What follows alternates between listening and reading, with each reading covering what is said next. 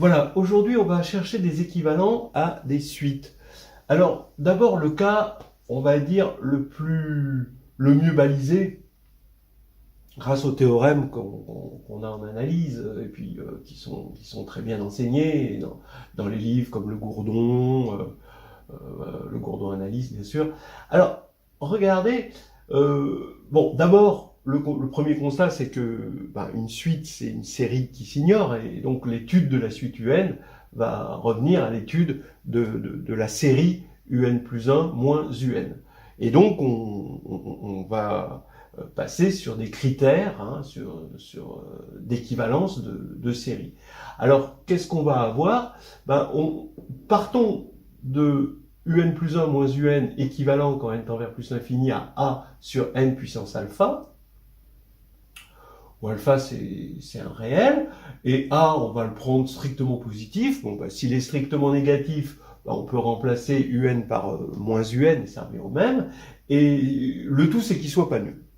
Mais bon, on va le supposer dans la suite strictement positif. Alors, vous allez avoir trois cas, alpha strictement plus petit que 1, alpha égale 1, et alpha strictement supérieur à 1. Et, bon, si les strictement inférieur à 1, eh bien, on a le critère de Riemann qui va dire que cette série-là diverge, donc cette série va diverger, et qu'il va y avoir équivalence, donc c'est un critère d'équivalence de série positive, entre les sommes partielles. Voilà. Donc ça va faire que la somme partielle ici, ça va faire UN moins U0, ou un U de départ, un U initial. Bon, je vais prendre U0 pour l'initial. UN moins U0 va être équivalent à A fois la somme de K égale 0 à N de 1 sur K puissance alpha, ici, et qui est par les critères de comparaison avec une intégrale, équivalent à A sur 1 moins alpha, 1 sur N puissance alpha moins 1, parce que ça va être équivalent à l'intégrale de dt sur t puissance alpha de 1 à n, ici, pour pas prendre 0. Donc, au final, comme ceci, donc on a alpha moins 1 qui est négatif, donc ça va tendre vers l'infini, donc ça va être négligeable. Au final, on va avoir UN qui est équivalent à A sur 1 moins alpha, 1 sur N puissance alpha moins 1. Maintenant, si alpha est égal à 1, c'est la même chose, c'est jusqu'à la fin, l'intégrale est différente. On va avoir un équivalent à log de n, pareil, log de n ça tend vers plus l'infini, donc ici le U0 va être négligeable. C'est quand alpha est strictement supérieur à 1 qu'il y a un petit changement. Donc ici, le critère de Riemann va dire que la série ici converge. Donc cette fois-ci, ce qui va être équivalent, ça va pas être les sommes partielles, mais ça va être les restes. Et donc les restes sont équivalents en l'infini, et donc ça va nous faire que là le reste ici, ça va être, donc comme ici on a une série convergente, on a ici une série convergente, donc la suite va converger, et donc on va avoir L moins UN, ça va être ça le reste, est équivalent à A fois la somme de K égale N à l'infini de 1 sur N alpha, qui, encore une fois, avec les critères de comparaison avec une intégrale, ça va être équivalent à A sur alpha moins 1, N puissance alpha moins 1. Voilà, donc ça, c'est pas trop difficile. Disons que ce sont des critères dont on va se servir quand on sait déjà pas mal de choses sur la suite. Par contre, on pourra avoir ici UN plus 1 moins UN équivalent à quelque chose qui n'est pas en N, mais qui est encore en UN. Et c'est là où les choses commencent à se compliquer, et c'est ce que je propose de regarder là maintenant.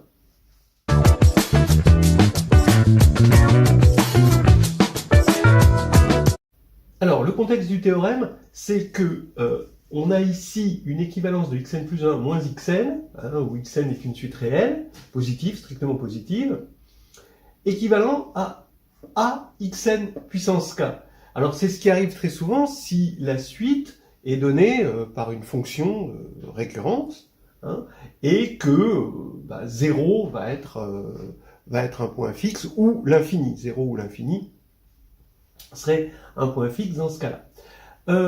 Alors, qu'est-ce qu'on veut? On veut A différent de 0 évidemment, et K, on va demander qu'il soit différent de 1. Hein. On peut imaginer que en 0, il y a un développement limité, bon, et que ça nous donne quelque chose comme ça, et que f' de 0, si le point fixe il est en 0, que f' de 0 est égal à 1 ici, et qu'ensuite K, bon, bien sûr, sera plus grand que 1. Mais pour l'instant, on le suppose juste différent de 1, ici. Alors, il va y avoir deux cas, si A est strictement positif et si A strictement négatif.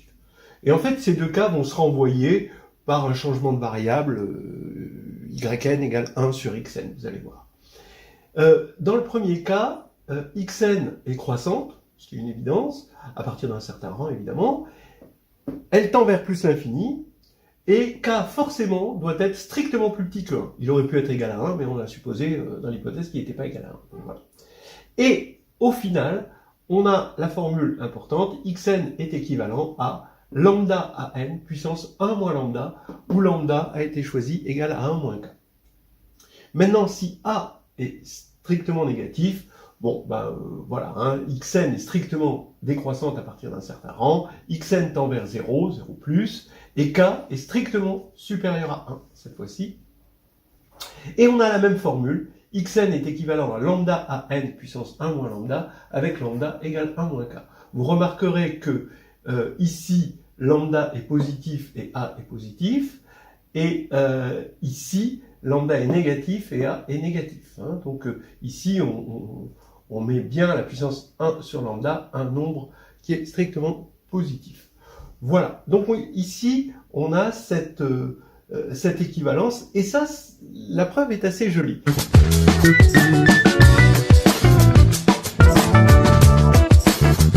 Alors voilà déjà le début de la preuve. Donc ce que je vous dis, c'est que ça et ça va être facilement équivalent, on va le voir. Hein.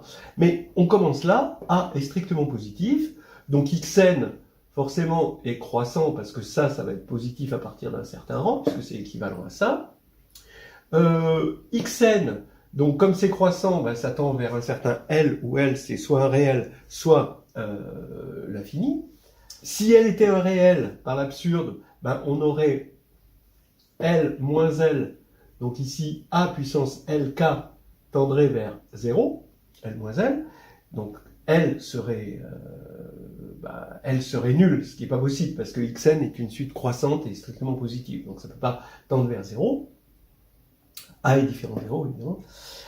Donc, L, forcément, Xn va tendre vers plus l'infini. Donc maintenant, on dit que cette série-là va diverger, donc celle-ci va diverger, et ces deux séries positives vont avoir des sommes partielles équivalentes. Hein, ça, c'est le théorème.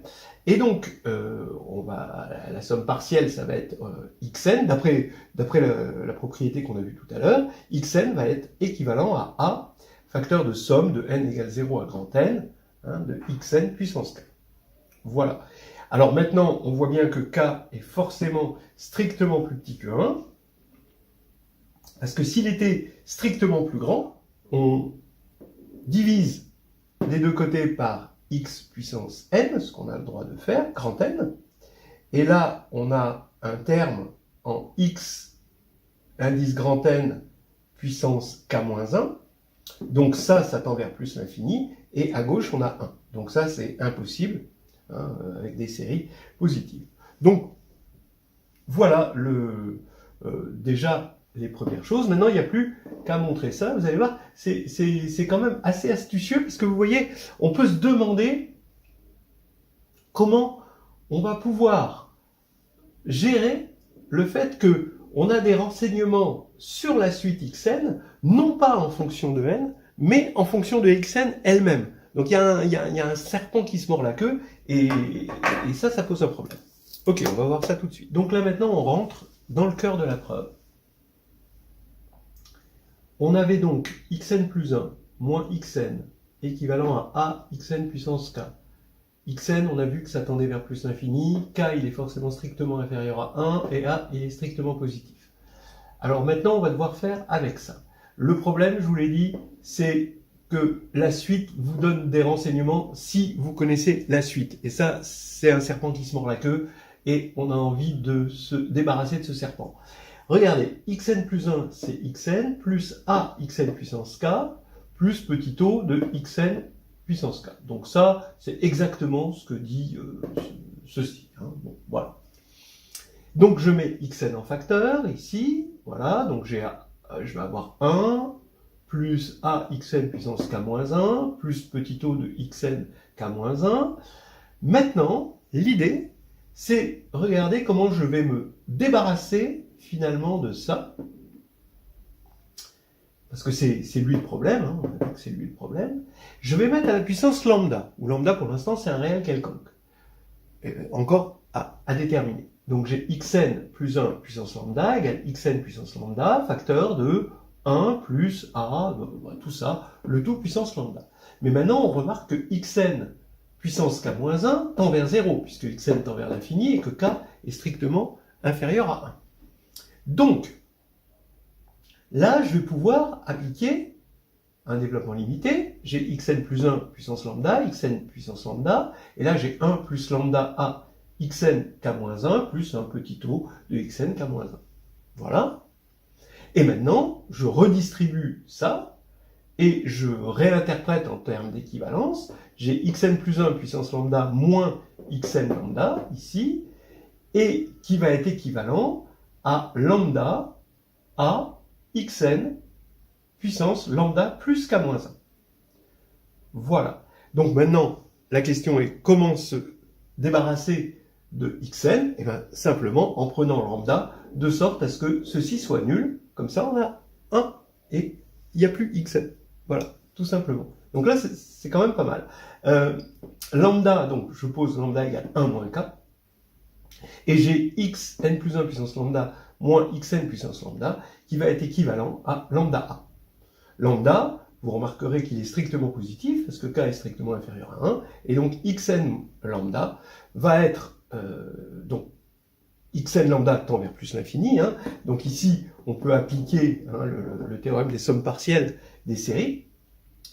Donc la série ici, la somme partielle va être équivalente à la somme partielle ici, c'est une espèce de Césaro si vous voulez, hein. Donc ici vous avez xn puissance lambda qui est équivalent à lambda a n. Et donc, bon, il est facile de voir avec ces équivalences que xn est équivalent à lambda a n puissance 1 sur lambda avec lambda strictement positif qui est égal à 1 moins k. Maintenant, on va regarder l'autre cas qui va s'en déduire immédiatement. Alors maintenant, passons à ce cas-là. Xn plus 1 moins xn est équivalent à a xn puissance k, toujours k différent de 1, par hypothèse, et a strictement négatif. Hein. Xn est toujours une suite strictement positive. Alors vous voyez bien que comme a est négatif, ça c'est négatif, donc ça c'est négatif, xn est décroissante à partir d'un certain rang, et comme elle est strictement positive et décroissante, elle va tendre vers un certain L. Maintenant on voit bien que 0 est égal à a L k en passant à la limite, puisque on va avoir ici une limite nulle, hein, L moins L, et là une limite a L puissance k. Donc ça force finalement L à être égal à 0. Hein. Et entre parenthèses, k doit être non nul, finalement, hein, à cause de ça, et il est obligé d'être strictement positif. Voilà, donc, mais en tout cas, on a L égale 0. Alors maintenant, à partir du moment où la limite existe, hein, bon, elle est nulle, mais bon, déjà elle existe, ça veut dire que cette série converge, avec cette série qui va converger aussi, et on a équivalence, attention, pas des sommes partielles, mais des restes. Donc ici, le reste, ça va être 0 moins xn, quand on par élimination terme à terme, qui va être équivalent à a, somme de petit n allant de grand n à plus l'infini, de xn puissance k. Maintenant, on fait comme, bon, c'est la même chose, le même argument, hein, on divise par x grand n, à gauche et à droite, et on va avoir comme premier terme ici x grand n fois a bien sûr, mais x grand n puissance k sur x grand n. Et là, ça ne peut pas tendre vers plus l'infini. Pourquoi? Parce que si ça tendait vers plus l'infini, cette partie-là, elle tendrait forcément, quand on divise par x puissance grand N, hein, vers plus l'infini. Donc celle-ci tendrait vers moins l'infini. Et là, si on divise par xn, eh ben, on obtient moins 1. Donc l'infini et moins 1 ne peuvent pas être équivalents. Hein. Voilà. Donc ceci ne peut pas tendre vers l'infini, ce qui veut dire, comme xn tend vers 0, ça veut dire que k est forcé d'être strictement supérieur à 1. Voilà. Maintenant, alors, il aurait pu être égal à 1, mais c'est juste par hypothèse qu'on a décidé qu'il ne l'était pas. Alors maintenant, on a xn plus 1 sur xn moins 1, donc je divise par xn ici, qui est équivalent à xn k moins 1, ce qui veut dire que xn plus 1 sur xn moins 1 tend vers 0, puisque k est strictement supérieur à 1. Donc xn plus 1 est équivalent à xn. Alors c'est maintenant qu'on va poser yn égale 1 sur xn, donc c'est une suite bien définie, et là, la récurrence équivalente, ça va être 1 sur yn plus 1 moins 1 sur yn est équivalent à yn puissance moins k. Donc là, je multiplie par moins 1, des deux côtés, j'ai yn plus 1 moins yn sur yn plus 1 yn, donc là je réduis au même dénominateur et je multiplie par moins 1, et là à droite j'ai moins a yn puissance moins k. Mais comme xn plus 1 est équivalent à xn, il est évident que yn plus 1 est équivalent à yn. Donc ici, je vais avoir du yn carré, que je peux passer de l'autre côté. Ça fait yn plus 1 moins yn est équivalent à moins a yn puissance 2 moins k. Et là, je me ramène au cas précédent. Parce que moins a, il est positif, puisque a est négatif. J'ai 2 moins k qui est strictement inférieur à 1, puisque k est strictement supérieur à 1. Donc, par ce qui précède, j'ai yn qui va être équivalent à, alors j'ai moins a ici, j'ai un certain mu, que j'ai appelé lambda tout à l'heure, mais là je l'appelle mu, moins mu à n puissance 1 sur mu. Avec mu égale quoi? Mu est égal à 1 moins 2 moins k, ce 2 moins k. Donc c'est-à-dire k moins 1. Ce qui veut dire que maintenant, si je pose lambda égale à moins k, j'ai xn est équivalent à, alors, donc là c'est moins mu, donc ici je vais récupérer lambda à n, et là je vais avoir moins 1 sur mu, parce que je prends l'inverse de yn, et ça fait 1 sur lambda. Donc on a bien démontré ce qu'on voulait, et ensuite on fera une petite vidéo qui illustre ça, très classique, hein, qui illustre ça avec la fonction donnée par récurrence par xn plus 1 égale sinus xn, hein, le gros classique.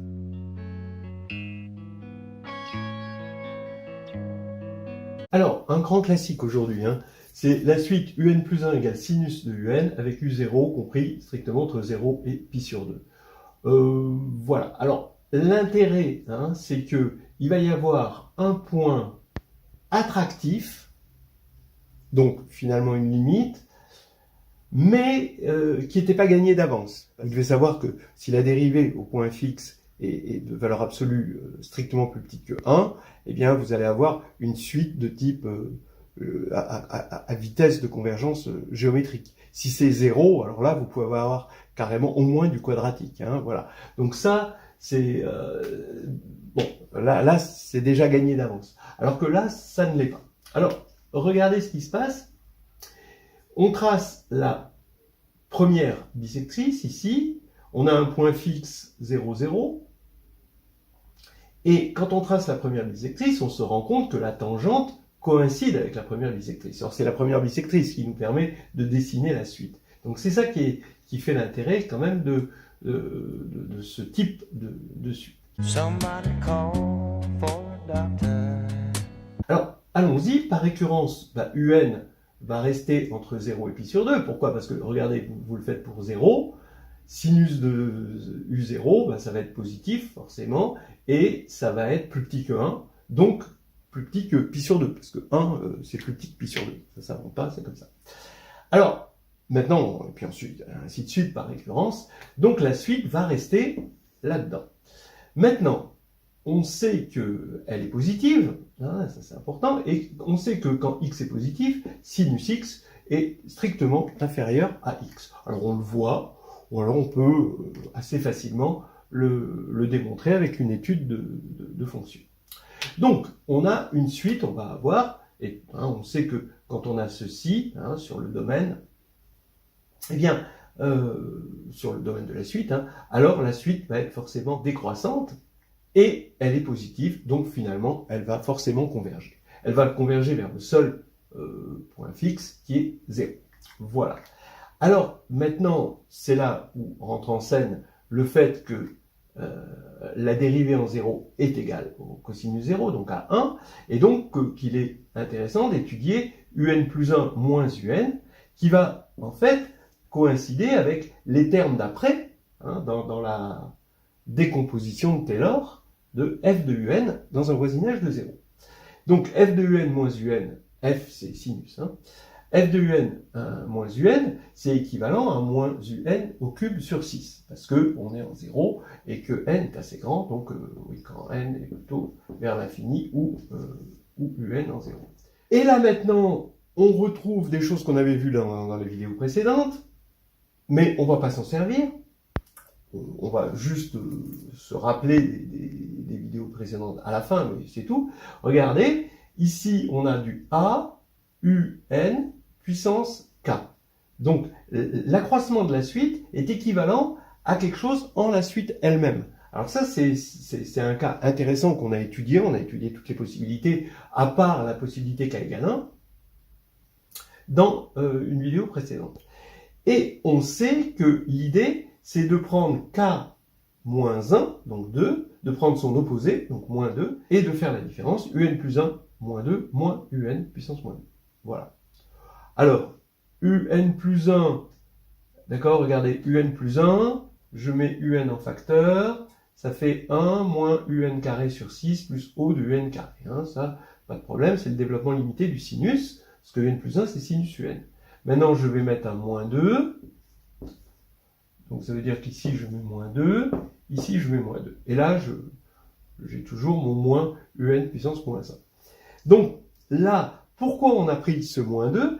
Parce que on a vu dans une vidéo précédente que forcément, ce moins 2, il va annuler ici, et c'est le truc génial ici, vraiment le truc excellent, c'est de faire disparaître ce qui était là. Voilà. Et donc, on n'a plus la suite en fonction de la suite, et on va avoir la suite en fonction de n. Ça, gros miracle. Ouais. Et maintenant, on développe. Ça fait un puissance moins 2, moins un sixième, c'est là où le truc disparaît, plus un O de 1. Donc ça va faire 1 tiers plus O de 1, et le un moins 2, c'est simplifié ici. Donc maintenant, on va avoir une suite comme ceci, qui tend vers 1 tiers. Donc on peut l'avoir, on peut regarder maintenant la série. Donc la série ici, elle est équivalente à une série positive qui diverge. Donc les sommes partielles sont équivalentes. Et les sommes partielles, on sait qu'on va avoir un puissance moins 2 est équivalent à n sur 3. Voilà, ça c'est les sommes partielles. Évidemment, j'ai oublié de prendre moins u0 puissance moins 2, mais le moins u0 puissance moins 2, il est négligeable vis-à-vis de ça, donc il disparaît là-dedans. On va avoir, à partir de là, un est équivalent à racine de 3 sur n. Ce qui, attention, n'est pas génial. Il faut itérer, vous vous rendez compte, 100 fois. 100 fois. C'est pas une convergence rapide. On est en Suisse, là.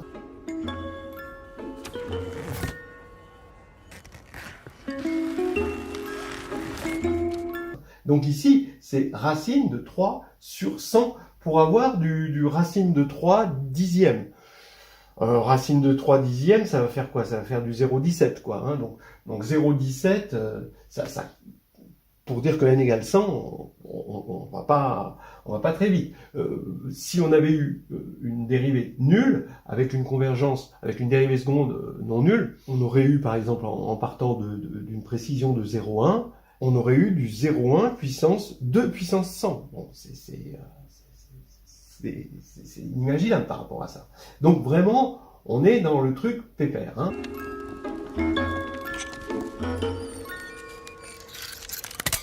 Vous pouvez voir aussi que si on avait pris ici une fonction avec ici un carré, ici, alors là, on aurait eu du moins 1, et là, on aurait eu du quelque chose sur n.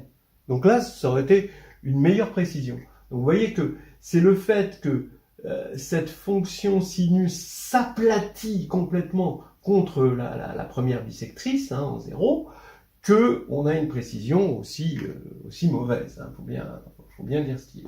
Voilà. Donc là, c'était des petites choses. Mais maintenant, on peut être satisfait ou pas de cette équivalence. En tout cas, on peut aller chercher un autre terme. Essayez de le faire avec votre calculette ou avec un programme. Faites sinus, vous prenez 1, u0 égale 1, et vous faites sinus, jusqu'à plus soif, vous le faites 100 fois, et vous allez regarder ça. Et là, vous vous apercevez que, quand même, la précision n'est pas terrible, hein, et ce serait intéressant de regarder le second terme. Qu'est-ce qu'on va faire?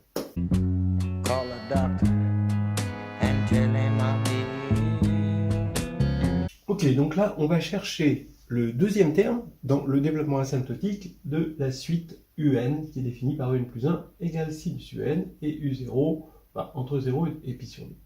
Alors on a vu que UN était équivalent à racine de 3 sur N, ce qui converge effectivement vers 0, mais très très lentement, et on a vu que UN plus 1 puissance moins 2 moins UN puissance moins 2 tendait vers 1 tiers. Donc il est temps de regarder vers quel serait un équivalent, hein, de la différence ici. Et bien là, qu'est-ce qu'on fait? On va prendre UN plus 1, on le développe, vous allez avoir UN, donc si on prend juste UN plus 1, hein, c'est UN facteur de 1 moins UN carré plus UN puissance 4 sur 120, donc là factoriel 3, là factoriel 5, plus O de UN4, on a mis UN en facteur, et maintenant on met le moins 2, le moins 2, le moins 2 ici, et on soustrait UN-2 moins 1 tiers ici. Donc on va avoir évidemment ici une élimination, le terme d'après encore une élimination, avec le terme d'après dans le développement. Je rappelle que UN tend vers 0, voilà. Et maintenant, quel terme on va avoir là-dedans? Eh bien, on a ce terme en UN2, d'accord? Là-dedans, hein, je regarde juste le développement de ça puissance moins 2. On a ce UN puissance 2. Bon, ça y est, hein, on l'a trouvé, on a trouvé un tiers. Et le terme suivant, ça va être en UN4. Et il va provenir de moins 2 sur 120, donc d'un terme de degré 1 dans le développement de ça, et d'un terme de degré 2, ici, dans le développement de ça. Alors le terme de degré 2, ici, alors donc on va avoir le moins 2 sur 120, ici, et on va avoir, le terme d'après, c'est moins 2 fois moins 3 sur 2. Hein, c'est exactement comme dans le binôme de Newton. Moins 2 fois moins 3 sur 2, et on va avoir fois, ici, quand on a élevé ça au carré, donc là-dedans, on élève ça au carré, ça fait 36. Voilà.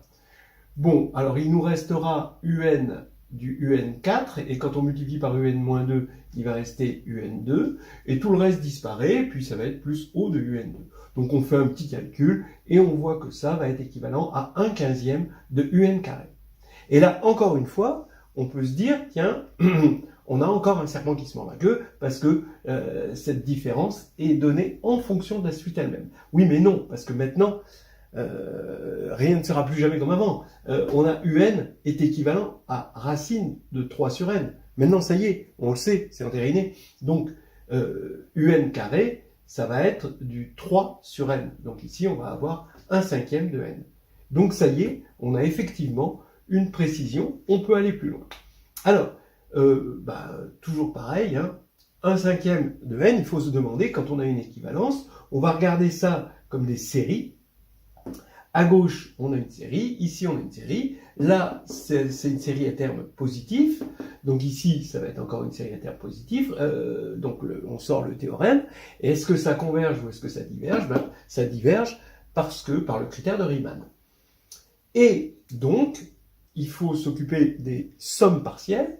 Et les sommes partielles vont donner quoi? Ici, quand on va faire la somme, il va y avoir élimination terme à terme. Il va rester un puissance moins 2, moins n sur 3, d'accord? Et il va rester moins u0 puissance moins 2, mais qui est négligeable vis-à-vis de tout ce qui l'entoure.